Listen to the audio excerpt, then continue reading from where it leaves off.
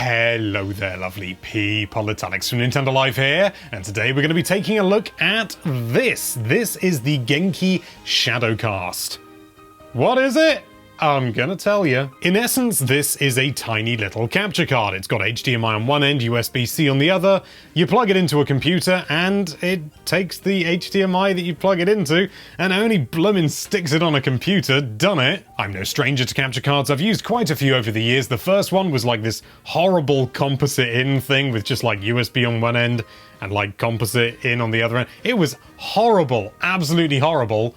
But that was fun at uni, and then I moved on to like this, the Elgato, and then on to my current one as well. I do still use this occasionally, but not very often. So I think I'm in a pretty good position to be able to talk about this, and we're going to go through the good things, the bad things, the various other things, like the things you can do with it, and I'm going to tell you what they all are. That's how lucky you are. But anyway, that's more than enough waffling. Let's dive right into things. So first of all, the principle. It's a capture card, just like pretty much any other capture card out there.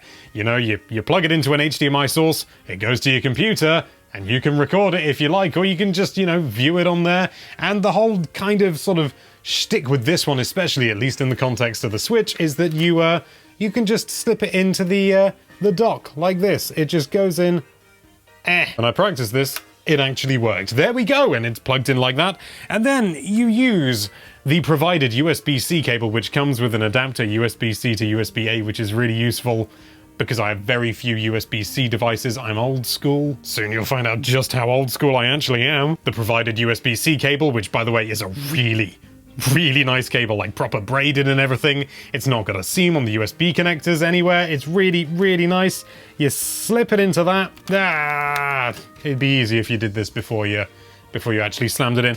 And then you take the other end, stick it in a computer, and boom. I'll tell you what, I'll show you what you can see. Actually, I can't because this doesn't have a power supply attached to it. You'll get something like this. Yes, that's your Switch appearing on your computer, just as you would expect for a capture card. If you're familiar with capture cards at all, you'll know that that's not that crazy, but this does have a few other little wrinkles. I mean, for one thing, it's bloody tiny. Like, it's really small and really good as a result, really nice and portable and things like that. And the way that they advertise it is primarily to use your laptop. I mean, it works on any computer, but in fact it worked on any computer that I tried, driverless as well, which is really nice, and it allows you to use your laptop as a monitor, which definitely has some application, I'm not gonna lie. It's also really not picky about inputs. I've thrown, 480p at this thing, which some capture cards don't really like, but this one, it has no problem with it. It's like 480p, yeah. Unfortunately, it does stretch a 4:3 out to widescreen, which is really not ideal, but, no. I mean, you can sort that out in post, but if you want to use it as a monitor, you want the option. So that's actually something I'd really like to see. I'd really like to see the option to have 4:3 displayed as 4:3. Genki, if you're watching, 4:3 is 4:3, even if it's just black bars at the side, I don't care. Just give me the option, please. So if you are just using this to use your laptop or computer as a monitor, how does it fare? Well, not bad. They advertise very low latency, and to be fair, it is low, but it's there. Like, I found it depends what you're putting into it. If I put in my Switch, the latency is just about bearable, but only just. And if you're playing something like Super Smash Bros, where you really need those quick responses, it's playable, but that's about it. It is only just on the very borderline of playable. And you can use the companion app, or you can use OBS, or you can use pretty much anything, because as I said, this is driverless. Any computer just recognizes it, and it recognizes it as a webcam, which is actually kind of a really genius solution. It means you can use it on things like Zoom and all the others. Others are available. So you can just get this thing, plug it in, and it works out of the box as a plug-and-play device, unmatched. It really is just, you plug it in, no drivers, it just works.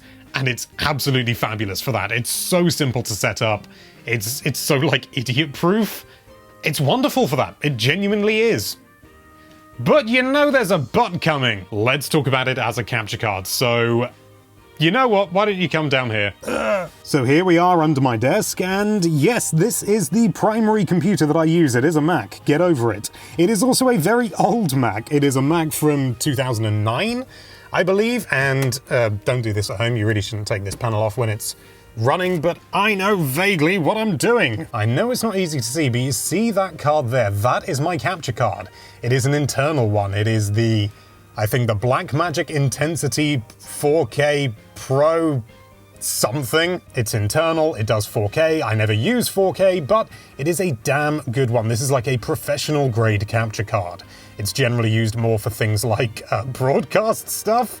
It is kind of overkill, I'm not gonna lie, but that's the capture card I generally use.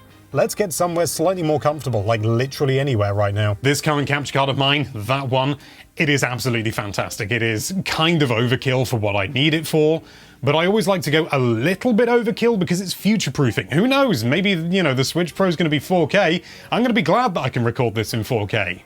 Maybe. The quality it records is superb. I mean, the file sizes are ridiculous. Like, it's like over a gigabyte a minute. It is kind of ridiculous. It like goes completely against any kind of logic, but the quality, mwah, it's so good. It can also do uncompressed, which is even bigger and terrifying, and eats all my RAM. I love it to death. It's a bit picky. It doesn't like 480p inputs for some reason, which is really kind of annoying, but in those instances, I can just use the Elgato, but I don't. So, how does that like bit of professional kit compare to this $50 little dongle? Surprise, surprise, this isn't as good. My current card can do 4K 60. I always record in 1080p 60 because that's all the Switch outputs, and it literally does it based on the input, so I can't even record at 4K for that.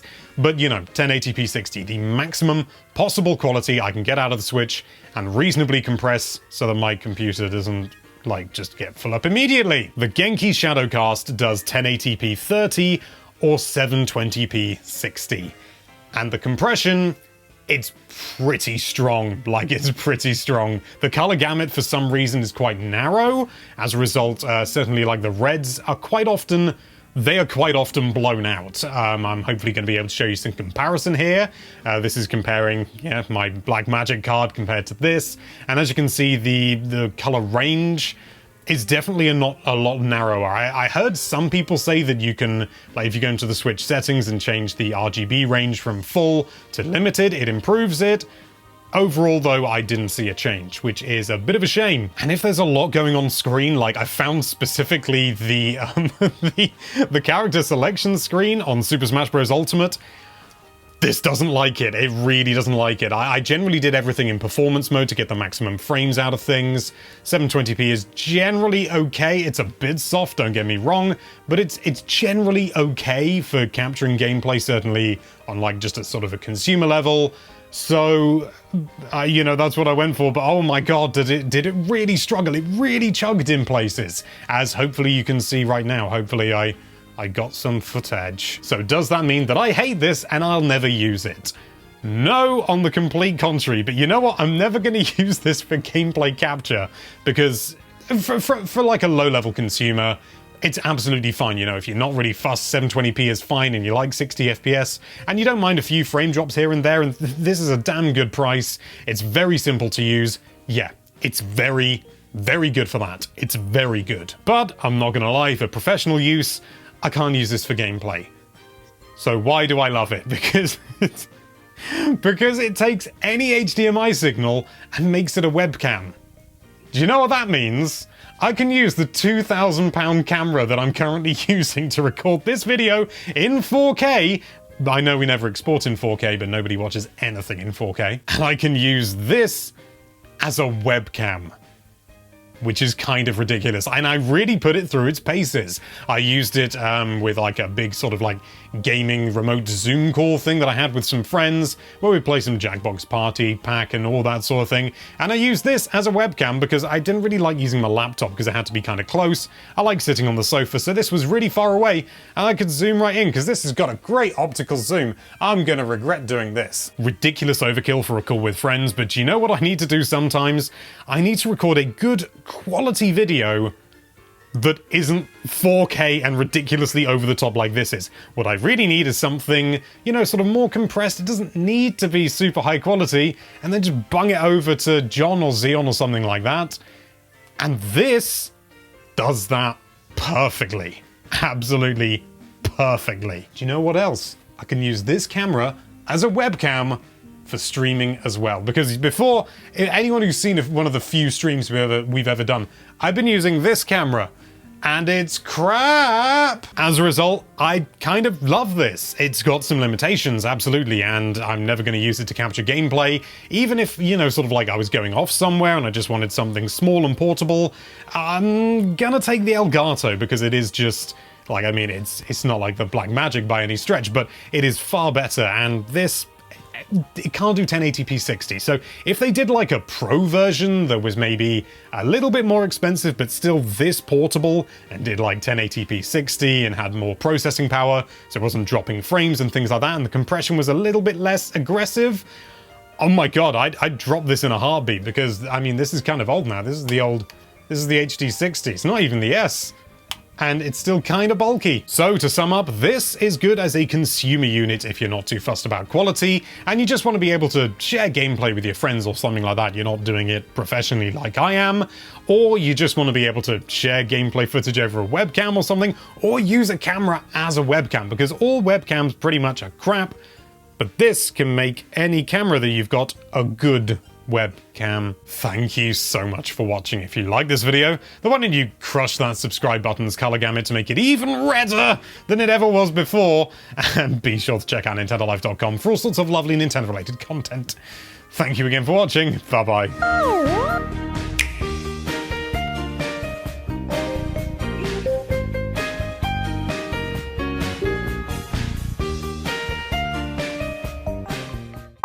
Oh my god, it's hot in here. It is so hot. I need to turn the fan on. Fan. Fan. Fan.